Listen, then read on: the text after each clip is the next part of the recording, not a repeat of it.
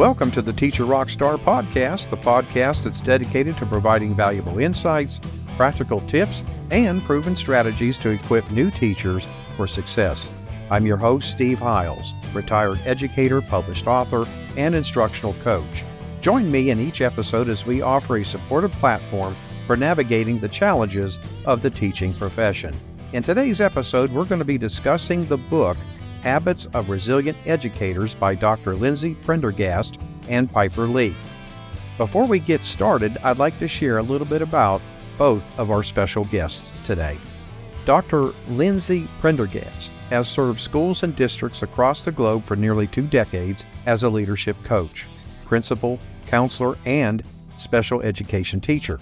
She currently supports school and district leaders in one of the largest districts in the nation as an embedded leadership coach for NWEA. Here she partners with schools to facilitate differentiated experiences designed to elevate leadership capacity across the system. Lindsay is also a framework specialist for the Danielson Group, an ASCD Emerging Leader, a fellow with the Association for the Advancement of International Education, AAIE, and she supports schools in their improvement journeys as a leader and team member of accreditation reviews with Cognia, formerly Advanced Ed. Piper Lee has over 25 years' experience in education, including teaching, administration, instructional coaching, professional learning facilitation, and leadership coaching.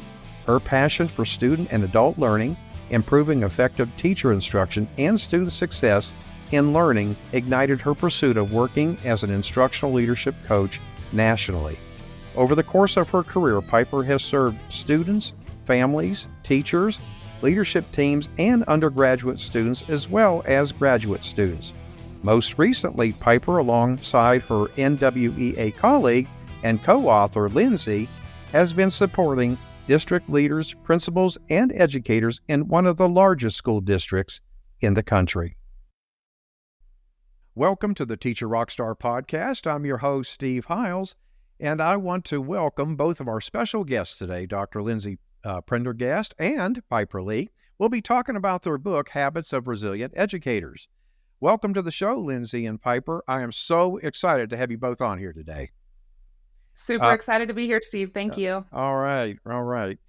Would you both like to take a moment to, talk to our audience about your educational journey?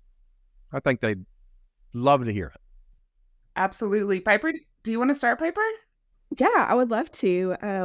I actually, both of my parents were educators. They were both professors in education. I remember as a kid sitting around the table listening to them teacher talk.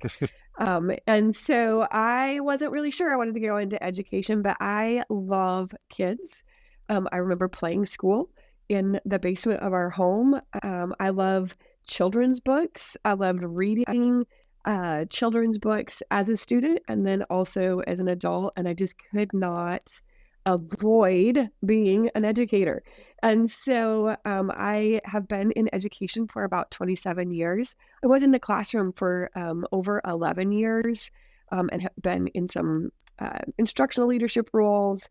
I have a real passion not only for academic achievement and growth, but also the whole child and the whole teacher. So some of that social emotional learning as well has been one of my passions as an educator and as just a human. So I think, education, we think of it a lot of times as data and testing and instruction and standards, but really there's a whole lot more to it. And I just love all of it. Oh, outstanding. Fantastic. Lindsay. Sure. Yeah, I'd love to jump in. Thanks. I had a little bit of an alternative path to getting into education, actually. I started out thinking I might go more towards the higher education route and kind of had a calling, actually. I was in a situation where I was substitute teaching and realized I had the fortune of that experience, if you will, to just see that that was something that I felt called to do. It was just an incredible experience as a substituting long-term in a special education classroom. So I went on to pursue a master's degree in that and then delved into that field. And the rest is really history, honestly. But I think it's one of those things people say, when you love what you do, you'll never work a day in your life. That's how I feel about education. Honestly, it was just one of those fortuitous circumstances that I ended up in that situation. It found my career found me. And so I feel truly fortunate. And then another side to that too, though, is school was very easy for me as a child. I love school too. My brother, on the other hand, did not. He had a pretty unpleasant experience in school. That shaped the way that I think about education too, in that sense that a lot of educators enjoyed school, but a lot of children have unusual circumstances that they don't have the best experience. So we got to really approach it with that lens too, that it's not just like, not everybody's like us. Absolutely. That was awesome. Thank you. Thank you both for sharing. This podcast primarily reaches out to new teachers, but that's not to say we don't have seasoned ones as well, And so for the new teachers, my first question is that I'd like to ask you, for new teachers entering the field of education today, okay, how does the research presented in Habits of Resilient Educators offer practical insights and guidance that can significantly benefit their professional journey and help them navigate the challenges of their early years in education? I love that you started with that question, Steve, because that is really an audience that we thought about a lot when we were writing this book. I think Piper and I both benefited greatly from particular mentors and experts out there that guided our journey in our early careers too. So we thought a lot about that. But we've also spent the past 3 years working on a project together where we've been coaching leaders and teachers in the same school district day in and day out. We've clocked it out that we've probably done over 3,000 instructional rounds during that period of time. So we've seen a lot of breadth of experience and different practices and approaches. And we realized teachers have so much coming at them right now. There's so much information of how you could do your job. And what we really benefited from was the simplicity and the research background of experts that said, these are some proven, simple, narrow your focus type practices. So we really tried to distill the habits that we've described in this book down to a small quantity that are very practical, that are very applicable in the daily classroom environment, but when practiced with consistency are proven to actually have a pretty strong outcome on both the teacher's well-being, which is huge, but also student learning outcomes as well. Well, that's totally awesome. What are the key habits that are emphasized as essential for educators to develop resilience in their professional lives? So we really, like Lindsay said, we've done a lot of instructional rounds. We also, I think back to Harry Wong had the first 6 weeks of school, right? And so what were those habits in Harry Wong's book? We reread and we talked and we chatted. We also read a book called Atomic Habits. And then also thinking about, there's the 8 Habits, right? Franklin Graham's book on that. And so I think looking at like, what are the personal and professional habits that impact our new teachers?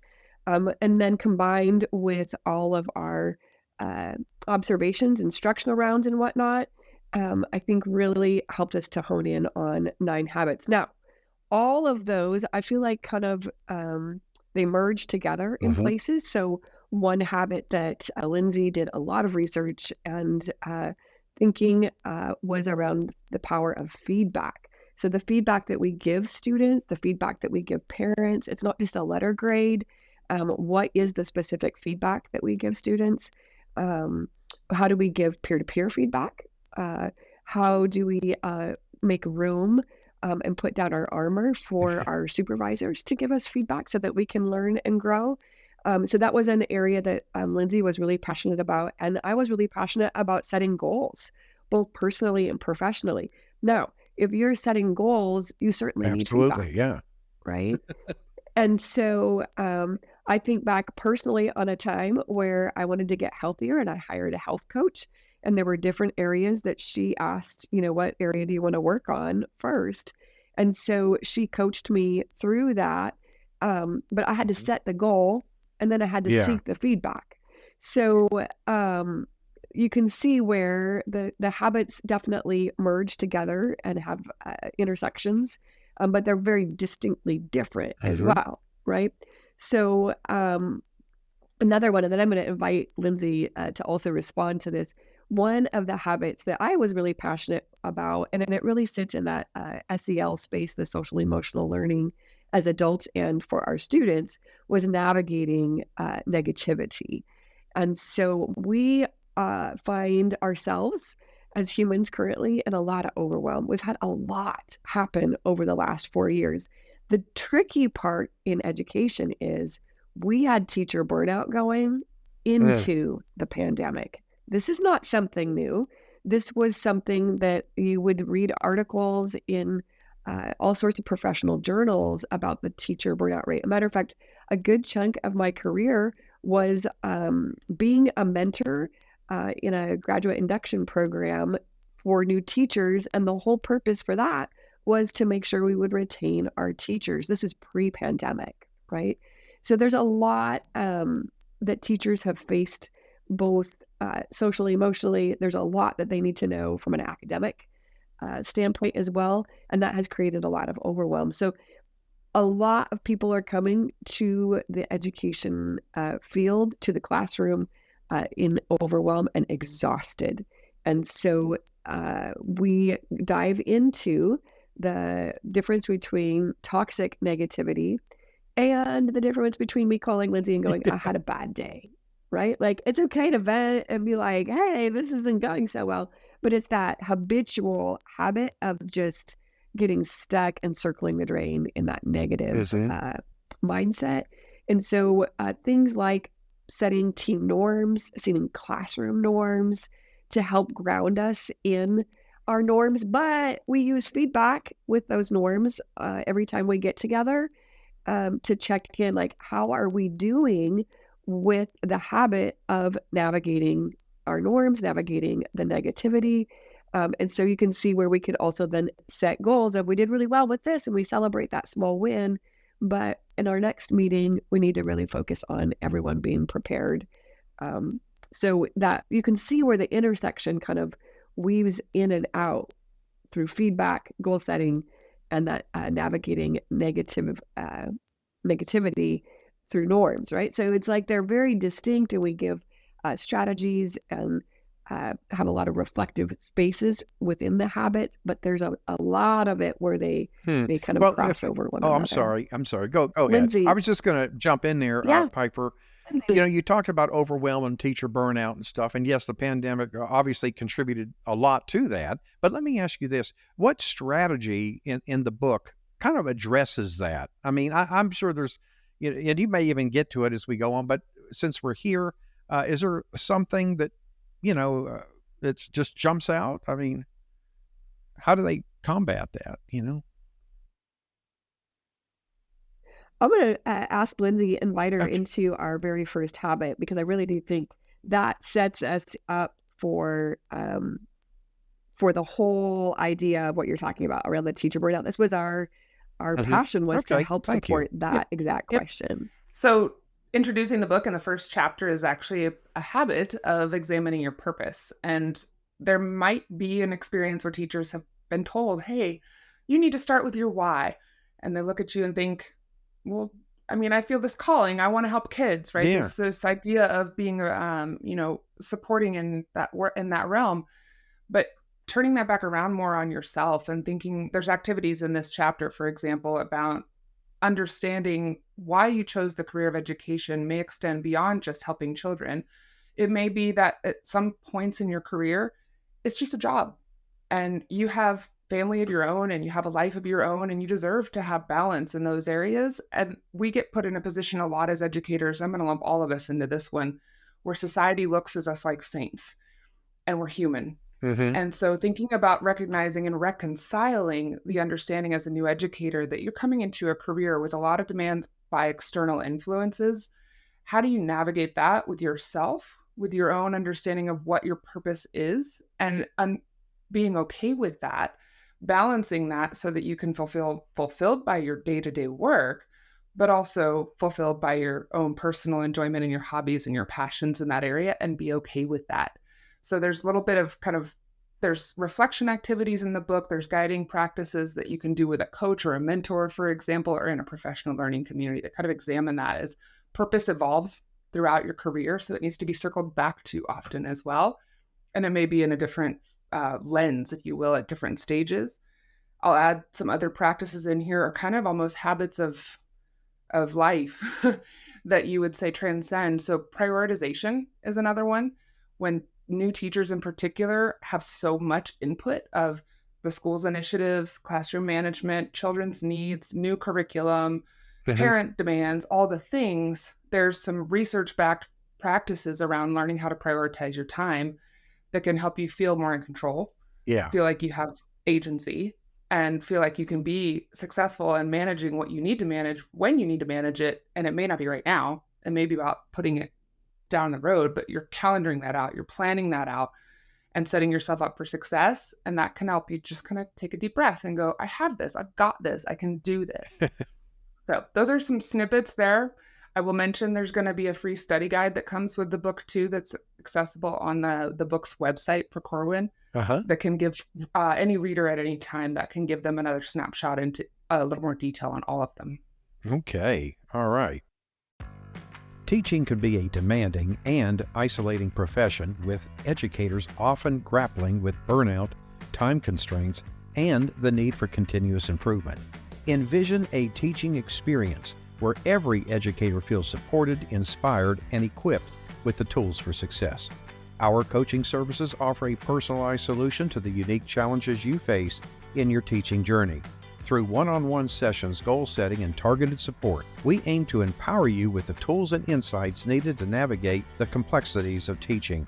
Ready to transform your teaching experience? Use the link in the podcast description to explore our coaching services. Take the first step towards a more fulfilling and impactful career.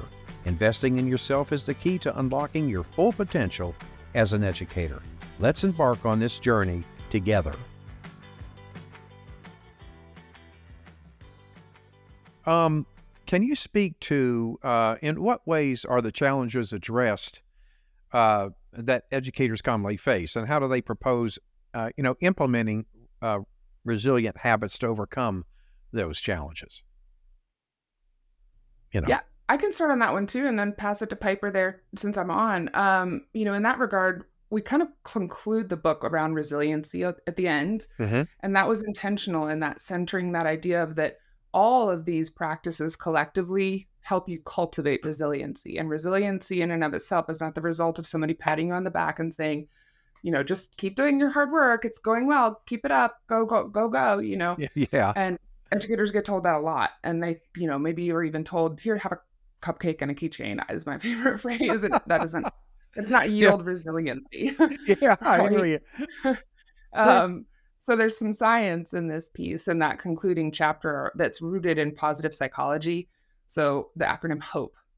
And in that piece, it's kind of identifying the different aspects of optimism, perseverance, etc., Mhm. that are practices within themselves that teachers can unpack with a collaborative group, ideally, because again, that's a piece of a network and a support group that can really help you build that. But it is a daily intentional drive towards that it results in resiliency and being able to withstand feelings of overwhelm, Yeah. feelings of Yeah. stress, the toxic environment in which you may be surrounded, etc. So, Pipe, anything that you would add to that?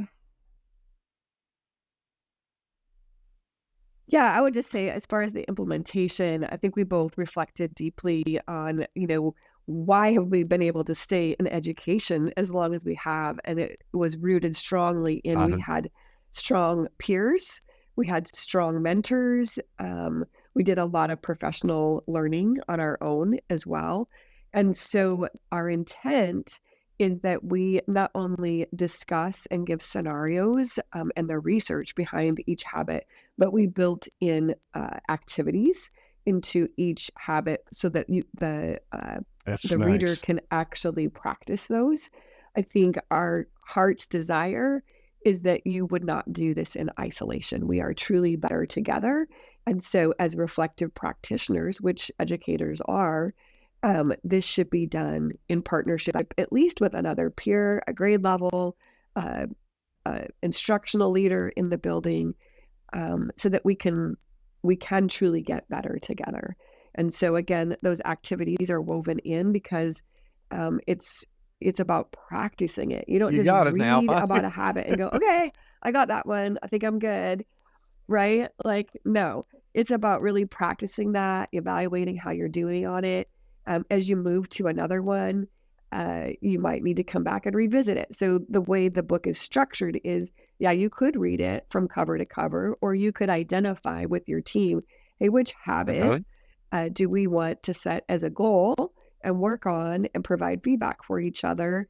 And then, you could read it habit, the ones that you choose, you can read it cover to cover, but the intent is that it would be done collectively.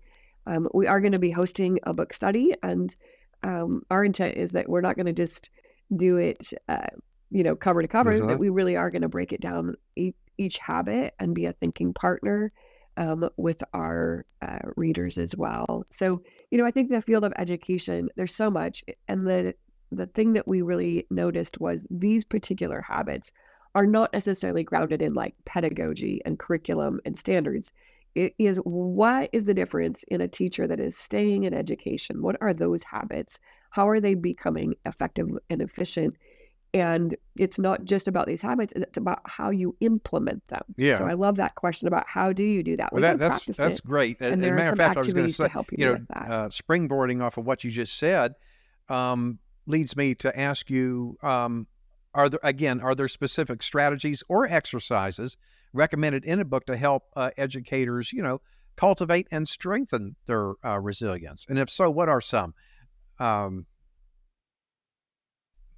Sure. So I'm going to actually call Piper to share one that she led in a webinar that we hosted the other day. Just kind of describe it, Piper, because I think it's super powerful example of what you were describing there. It's around setting team norms. Would you be open to that, Piper? Yeah. Yeah, absolutely. So one of the things that there's like a kind of a 7-step process in setting norms. And the first thing I'll say is a lot of things that we notice in our observations is that, teachers may be asked to set norms. And so they make the list at the beginning of the year, and it might sound like start and end on time, right? It might be like, be prepared. It's not getting into that social, emotional, like human dynamics. How do we work together and truly create what John Hattie calls is that collective teacher efficacy? That takes a little more personal commitment and working through different personalities. So one of the things that in the activity is we talk about, we actually address, like, have you ever had a bad experience in a team meeting? What was that? And why was that? And then even having the participant identify, like, what did your body actually physically do when that happened? So we get into what I call the window of tolerance. So is that throwing you out of the window of tolerance? We want to stay in the space where we can be creative, we can lean in and learn and listen and be the best version of ourselves in a meeting.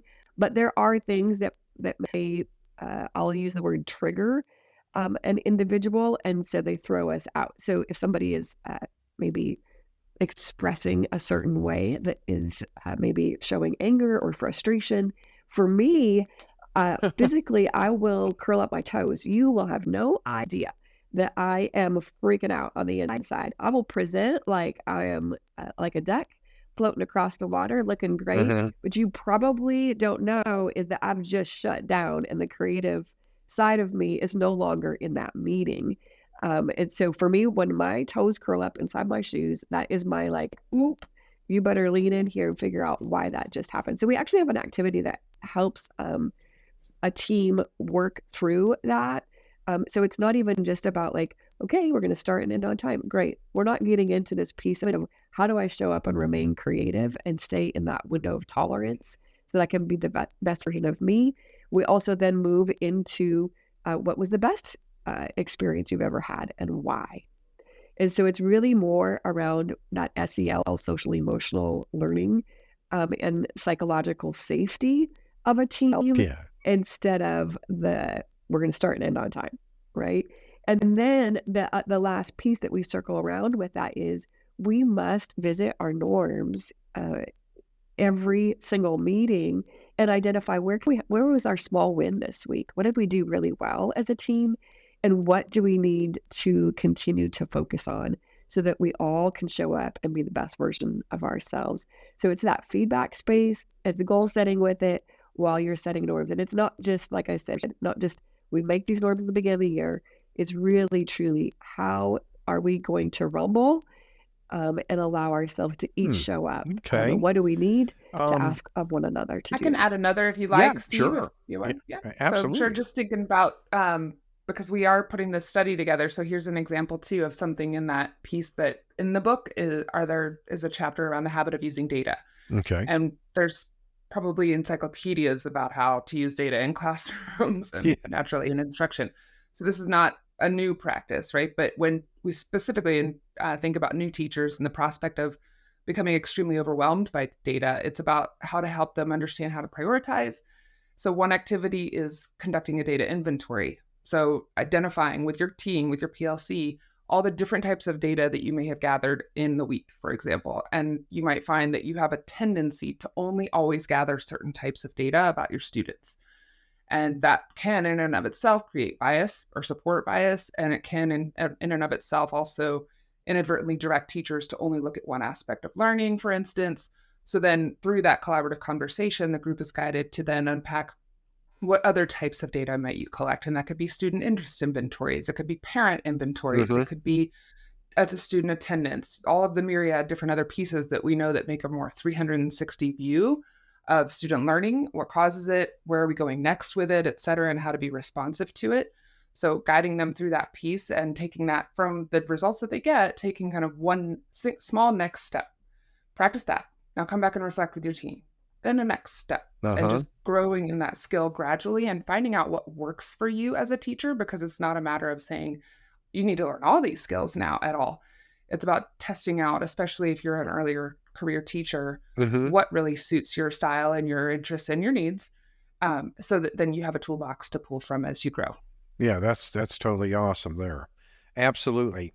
Then this leads me to ask you all this. So how does habits of resilient educators contribute to the existing literature that's available out there now regarding teacher well-being and professional development? And what sets it apart from other books on a similar topic? You know? Sure. And I'll start us on that again, just one on. That one of the biggest, I think, drivers for our approach to this was that we noticed, and not at all a disparagement, but there are a tremendous number of books that are specific to pedagogy, what we would call pedagogy, right? Teaching and learning practices specifically, so using data, for example. And then another series type of books, particularly in recent years, around teacher well-being, as there should be, right? So how to feel better, essentially. But there wasn't anything that was really an intersection of the two. And that really is the intent of this book, is to connect practices that are really what we call kind of habits of mind to student learning. So how might we as an educator apply the skill of prioritization or the skill of data use or the skill of examining our purpose or setting goals, et cetera, for ourselves? But ultimately, we are here for students. So how does that then cross over and connect to informing and influencing the way that we have an impact on student learning? Absolutely. Okay. Well, I'm going to ask you, what is, the biggest takeaway, if you could just, one thing from your book that you'd like to share with our audience? I know it might be tough, but I would say, I know it is tough, but I think the thing that I really think of is that we truly are better together, and that if we are working towards showing up and being our best version, these habits are going to just bring awareness. But it is when we have one another, and that you're not in isolation. The feeling of being alone and in overwhelm is definitely something each teacher that we've encountered is navigating. And so just remember, you're not alone. Well, any final thoughts? That this work I'll just is to build be on done that together. too, Steve, to say that my biggest takeaway I hope that educators get is ultimately is that teaching still can be joyful. Absolutely. I think we've lost that in our field right now. And so we are both what we call eternal optimists.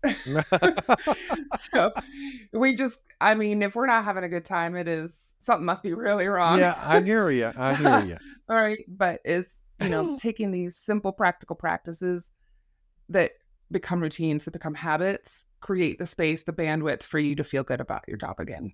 Okay, outstanding. Now, let me follow that up with, now, how can folks connect with you all? Sure. So I say we both are pretty active on LinkedIn by Okay. looking up our names, actually. So Lindsay Prendergast, Piper Lee, and Piper's Piper Lee Sherman on there. Okay. I still do participate a little in the Twitter sphere, although it's now called X. Yeah. But I'm on there on Lynn's Pren. And stay tuned, but immediately in the next coming weeks, if they Google our website, we will have a website for the book that is by the title of the book, Habits of Resilient Educators. And that's where we'll house things like the book study. Okay. Oh, that's great. Well, let me ask you something now. Tell us again, when is that awesome book going to come out? So of today, Corwin tells us. I'm still waiting. I know. I'm so sorry. So the publication date should be literally any day. So today is what, February 15th, 2024? Right. We are told any day now. And I tell you, I'll email you the moment that we get the news. Okay, great. From there, great. It's in the warehouse. If you order it, that should arrive within 3 to 4 days of ordering it. So, okay. All right. Finally. I know you guys are really, really proud of that, and that's just totally awesome. Looky here, I just want to thank you both again for taking time out of your busy schedule, and I know, Piper, you had to run on down the hallway there, but I just seriously, I want to thank you both very, very much, and I'd love to have you guys back on again at some point in the future. That'd be great. Hopefully by then I'll obviously have a chance to go through it, the book, in detail. So at any rate, on that note, I want you both to have an awesome day. Have a great rest of your week, and we'll talk soon. Thanks so much, Steve. It was a blast. You're very welcome. You can get a copy of Habits of Resilient Educators by visiting us.corwin.com/books. The link will be posted in the podcast description. Well, my friend, we have come to the end of today's episode. I want to thank you for listening to the Teacher Rockstar podcast. I'm your host, Steve Hiles. We'll see you same time, same place next week. And remember, my friend, you got this. The Teacher Rockstar Podcast with your host, Steve Hiles. We hope you've enjoyed this episode as much as we have. Make sure to hit that subscribe button and join our growing community of Teacher Rockstars. Until then, thanks for listening.